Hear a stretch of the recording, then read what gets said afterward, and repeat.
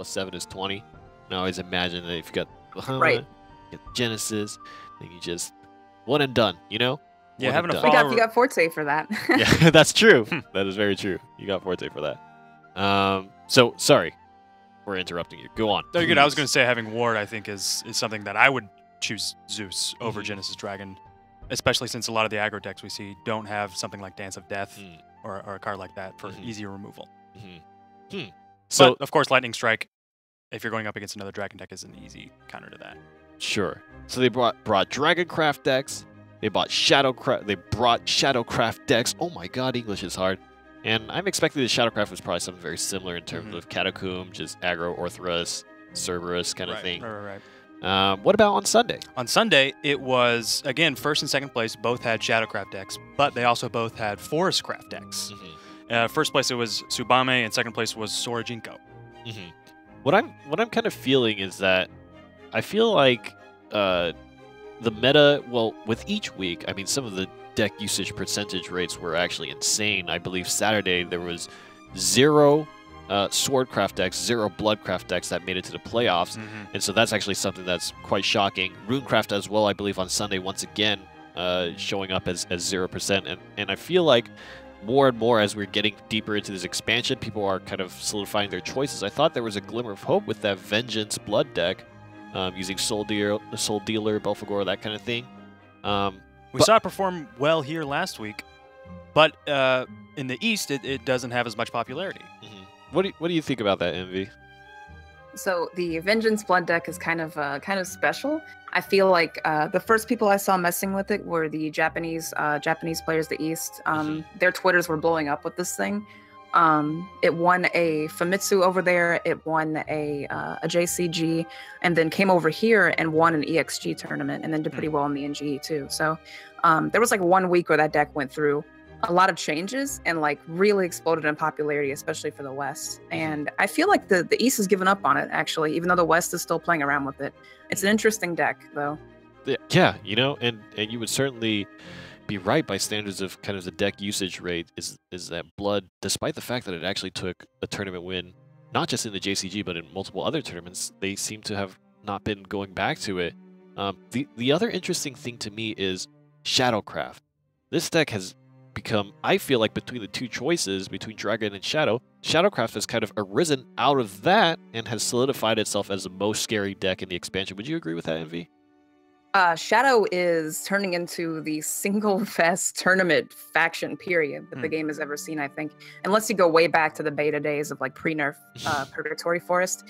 Shadow is very, very scary. It's not a surprise to me at all that it's got like an 80% win rate on all these top 16s. It's doing incredible. And every single person who wins a tournament seems to be running a Shadow list. I think it's really interesting because in the West, when there are tournaments out there that are running 3-deck 1 ban, almost entirely the bans go to the Shadowcraft deck. So I would definitely believe it. I'm sure you're happy because you were a Shadowcraft player. Sterling was. I was a Shadowcraft player back in Nephthys, and gross. that's no Disgusting. longer a thing. I can't do Got that. the hipster. He got the hipster in here. Yeah, that's absolutely right. I don't want to hang around this guy anymore. I want to talk about, though, I feel like always something that's very interesting to me is not the strongest, not the second strongest deck, but the third one. What do people really choose to do to try to break away from the meta? And I feel like Forestcraft, in many ways, has kind of solidified itself as a good third choice, a good deck that has kind of solid win rates and, you know, is at least competitive in most situations against the meta decks. Not necessarily as consistent. I read a statistic somewhere. I think that Forestcraft's matchup against Shadow, for example, was actually really tough, which, as we just highlighted, makes sense. But I noticed, Envy, that the winning Forestcraft deck on the Sunday JCG tournament actually forgoes White Wolf and Silverbolt. Tell me more about that. Why is that? And I'm sure we could get the deck on screen, but what? I feel like those have been staple cards for Forestcraft for so long. What would inspire somebody to remove those cards? So the Wolf Bolt, the whole Wolf Bolt package, ever since its inception, has been kind of not really dependable. You can't really expect to see that combo every single game, right? And I think with the new expansion, people have realized that late game on 8, when you could just drop Wolf, you could also just drop Aaron who is a safer play, a much easier play to make than Wolf would be. And then Jungle Ward and getting 8 damage in, it could evolve for 10, and then having 10 effective health on the board for them to retaliate with is a really big deal, a really big Roach enabler. So Roach has that inevitability always, to where like if you just wait the game out long enough, they're gonna draw enough cards to make Roach do over 20. But with Aaron's and Wolf, they can more consistently get a little bit of chip damage in, and then Roach can do like 16 really easily without an evolve. And I feel like that's just way more consistent, and I think people are going for that. Interesting, yeah. And there was a head-to-head actually in the finals. You mentioned Shadow Forest was brought by both players in first and second place. The first place winner actually beat out the mirror match and won with the Wolf, with the deck without the Wolf Bolt, against a deck with the Wolf Bolt. And possibly exactly for the reasons that Envy highlighted, I feel like it's just cutting down the extra fat around the deck, just making it more efficient, more lean, more guaranteed to get what you need.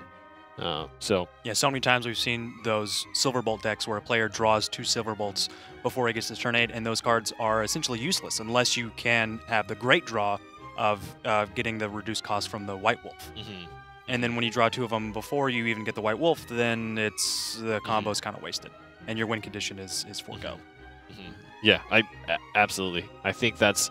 I mean, I feel like that kind of wraps up the JCG, kind of the Japanese scene there. A lot of players are edging towards Dragoncraft. In Shadowcraft, there was an incredible amount of play rate of those decks in playoffs. Forestcraft is kind of there, but certainly falling in popularity in comparison to Dragon and Shadow. One of the things that I wanted to talk about is Swordcraft. Now, in the West, there were a few early tournaments where Swordcraft were being very successful. What is your feel on the pulse of the Western scene? Is it similar to Japan? What is the usage rates like for the Western location?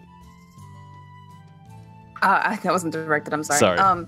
So Sword is falling off a little bit in the West. We still see it being played a good bit.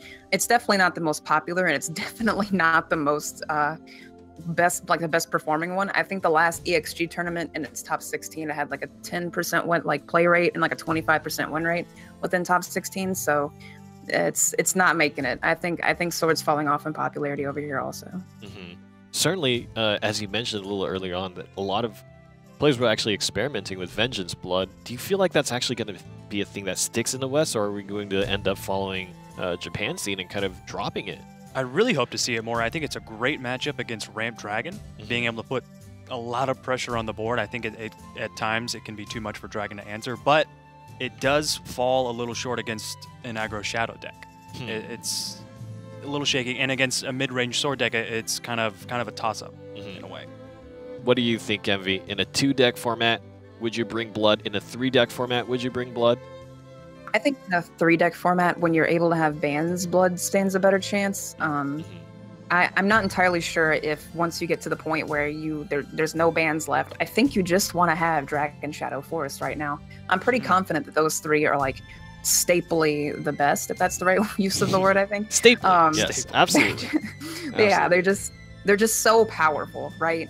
Whereas Vengeance Blood does have that god curve it can get. It feels more so like a Daria deck in a way. Like if it gets its really strong curve, it's got an amazing board that you can't fight back against, and you lose basically. But if it doesn't get that, then you could just die, right? Like on 6 mana to an evolved Roach or something. So yeah. My favorite card out of that whole list is probably Dark Airjammer. Not only do I think it gains a lot of value, but I think it's just such a wacky card. What is it? That card is so it's a bonkers, by the way. It's crazy. It's crazy value. It's insane. And especially, oh god, there's just so many great 2-drops as well, and cutting out their fanfare effect is nothing but good. You just get so much value out of it. Yeah, when the fanfare does damage to yourself, then like something like Blood Wolf, then you get the massive value out of those cards. Well, what I would like to know, Envy, is we're just about a little over 10 minutes away from today's show. What are some of the things that if you were able to say, I want to see one craft win this tournament, what would that be? What would that be for you, Envy? I think it's a tie right now. I want to see Dirt Rune do pretty well. Oh, I like watching current Dirt Rune. No, come on, Dirt Rune's fun. And I want to see Haven do something. I mean, there was a Western tournament this Sunday that we saw Dino T bring get a Haven list that had some Dark Juns in it. He got to top 16, got pretty far through top 16. So I want to see Haven. I want to see Haven rise up and stop being the underdog, man. I think those are great choices.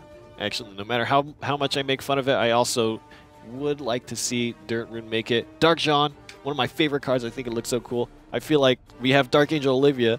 We need Dark John on the other side if that exists. Please, somewhere, If divine you're beings out listening, there, please listen. So I'm really looking forward to that. But I think those are some pretty solid choices. I would also love to see Havencraft win, and I think that would be super exciting to look forward to in this particular iteration of the NGE Shadowverse Open. Now, before we close it out and leave you guys for a little bit of a break, jumping into the actual opening of the tournament, Envy, is there anything you would like to say to your adoring fans out there? Not really. I No. mean, Oh, I love no. all of you. Good luck to all the Haven players. you're going to need it. You're going to need it. All right, guys. In just about 9 minutes, the tournament will start. Stay tuned. NGE Shadowverse Open is coming to you soon.